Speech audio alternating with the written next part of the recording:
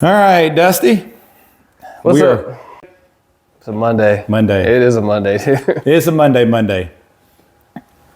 Today, we have this 2006 60 GTO manual. And this one, we've had its trials and tribulations. We didn't do the whole build. It came to us this time. We've already tuned it previously when it had a P1SC, and that was it. Pretty much a P1SC and a little bit of meth because the fuel system was inadequate. So he brought it here for us to do a cam. So we did the BTR, the Red Hot. It's a cathedral port motor. They work great on those too.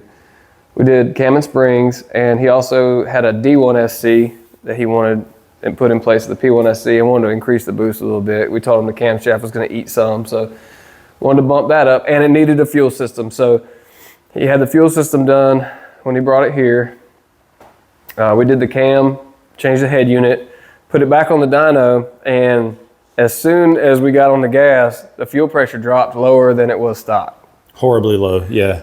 So we knew there was a problem, and there were several problems. There was, 4 or 5 problems we found. Yeah, we were able to finally get it to where it'll make to make fuel pressure. It was dying quickly. The secondary pump wasn't kicking on. Yeah, there was a lot of crimp in the hob switch line, so they crimped the insulation. They didn't strip the wire. Inside the tank, there was a loose fitting, so all the pressure was bleeding out in the tank, and the feed and the return lines were swapped. So it was pumping fuel backwards through the regulator. I don't know how it ran at all, but we figured all that, got it all solved. We had to go through and redo everything pretty much. Started making some pulls. We ended up dialing in some things with the blower. The GTOs have a different setup than the SS's, G8s, sure they do. Holdens that we use a lot of. This is a good time to bring this up too. We had a 2-bar map sensor in it that was made for the Gen 3 stuff, which this computer, Chris can explain. It's an E40. It's Gen 4-ish. Gen 4-ish. Yeah. It uses like a Gen 3 map sensor. Correct. You can only read up to 2.5 bar. So whoever did this work saw that it was a black map sensor.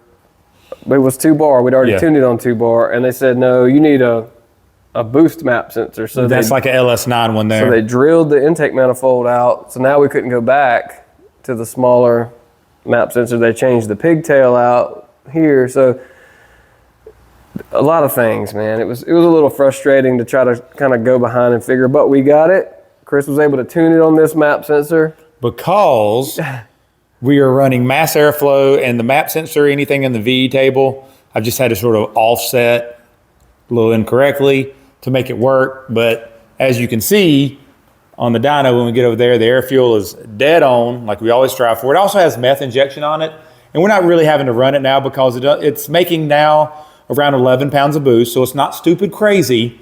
Yep. And I think that's because the D1 is making more boost, but the cam ate some of that up, and we ended up with the same pulley that was on the P1 that was on here. So now it has a D1 and a Red Hot. And that was a separate issue too, but one of the issues yesterday, people are like, it's not always winds here. You see the winds, but we struggle like everybody else. There's things that give you problems. Yesterday, we made a pull. It made good boost. It was a nice coming in. Yeah, it was coming in nice. Chris backs off the gas, the car cuts off. We're like, and then he tried to crank it back, and it's dumping fuel. So what we found was, at some point in time when they had put this charge pipe on there, they had jammed here. It cocked this sideways enough to where it loosened it up, and it had shorted out against the map sensor. So it killed this mass airflow sensor. We bought another one that we got from the parts store, just trying to get something going. Cranked right up, made a pull. And had a built-in 5,000 RPM fuel cut. At 5,000, it went haywire and it was like a limiter. So, like we always preach, went back with a Delco. Yeah, we should have done that to start with, but we were trying to troubleshoot, along the way. Anyway, got that fixed, made smooth pulls. That's where we are right now. Yeah, so now we're making around 10, 11 pounds, and we have the Red Hot in here. It's still a stock bottom end, and he's worried about the ring gap and the stock motor. It's making over 600 horsepower now. I don't see a reason to push it any further. Yeah. With this point, I mean, the pulley setup, I think is good. If we made more boost, we'd have to pull timing, and the combo's very happy now. So honestly, I would do it. He said if he wants to do like some drag racing, he's going to get like a automatic car, which I highly recommend. Drag racing, a manual is, that's a lot of work and it's tough. It's hard on parts too. And this is where we were getting with that thing you said before, though, was this bracket design. Oh yeah. This bracket design, you can see the angle that the tensioner pulley sits.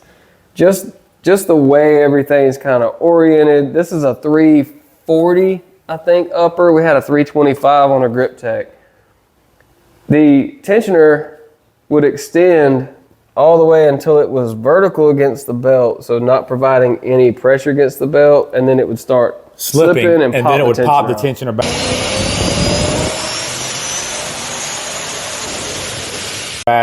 Yeah. So we tried, some shorter belts, but the belt, even the one that's on here now, is so short to get it to work, you have to actually bump it on like with the starter. So I think this is kind of the smallest pulley that you're going to be able to run with this setup. There's some tricks that we can do to make it work, but like we said, we feel like right here is a good spot. He's happy with it. We talked to him, so yeah, and great dude. Like I said, he for sure. He didn't do any of this, where he's been nice and patient with us too. So the plan is we're going to send it like this. He's going to bring it back, and we're going to clean this fuel system up. We're going to just start over. Put all new lines on it. Do a new map sensor at the same time. Just because, I mean, if we're going to be in here, it'd be nice to make it all right. That's right. Just make it like it's supposed to be. Clean up the wire and stuff, and just kind of make it presentable. But it's running really well. Yeah, it runs great now. Starts right up because it has good fuel pressure, and I think we ended up. There's another thing. When you notice the boost reference fuel pressure, this line is our fuel pressure. As you can see, as boost increases, which with the centrifugal, it's going to increase through your RPM range, the fuel pressure does the same. That's what a good fuel system should look like, and it's doing great. I forgot the brand. Did you remember what set of this was? It's a K-Tech. I don't remember. You'd be making me lie if I told you. It has two intakes. It's a Henson Supercars, Henson Motorsports in-tank, dual in-tank. And it's supporting 626. Yeah, no problem. 572, and it's keeping up great. Talking earlier about the air-fuel ratio, there you go. And that's an 11.5 reference line. Yeah, 11.5 reference.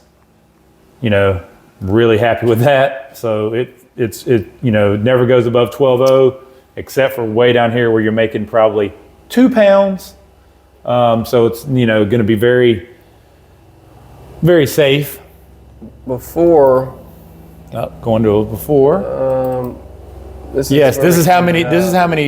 So it's all not perfect. So this is where we're at before. You can see the fuel system was quitting up here. Oh yeah. We were out of. Chris was adding what he could add. It wouldn't look at the pressure. It's dropping. When the pressure drops, it goes lean. We just weren't able to keep up. So an 80 horsepower gain, and 70, almost 70 foot-pounds. Yeah. So that's pretty good gains. He's going to really feel that. For sure. And of course, the curve everywhere is better. So that's also nice. Like I said, great guy. The cam sounds good. It's nice and choppy now. And I think that's part of what he wants to do. He's kind of a this is his show cruise car. He's not out here racing this one. And this still is going through a 2-core intercooler. That's the other thing. There's a lot of non-ideals. These cars, they don't offer a 3-core with the GTO, as far as just a kit. There's a lot of things happening up here with the air conditioning. It's a decent amount of room. Maybe we could make something happen if you were racing one of these. Yeah, we could for sure do some fabrication, like put one up there and just make the piping for it. But as far as something you can just bolt on, this is what you get. And you can't change lowers. There's a lot of restrictions. I ran into the same thing. I had one in 2000 and you had more cubic inches too, right? 2008 maybe. Didn't you have like a 403 or 402 402 with a Procharger on it? I'm gonna try to just drive it one time, make sure the street stuff is good, but it runs good. It's gonna have no issues now on the street. And I think for a good street cruiser, 626 horsepower at the wheels, That's 750 at the motor. That's probably going about all you want to do on a 6-liter anyway. You got to think it's a 2006. So, I mean, it's 15-year motor? Yeah. Math, man. I used to be able to do that, get in my head. But anyway, yeah, we're getting old, right? We are getting old. It's too much information in my head. So I think this is a good street setup. Red hot, 11 PSI, and that's it. And headers made, 626. And overall, not a bad day. And he's going to be super happy. I'll get a picture of it for the overall profile with the hood down. Everybody loves the hood because I think this is a Mavman hood, I think. Yeah. And it's one of those carbon fiber with the scoops in there like factory. So anyways, we'll be back soon. Until next, guys, thank you. See ya.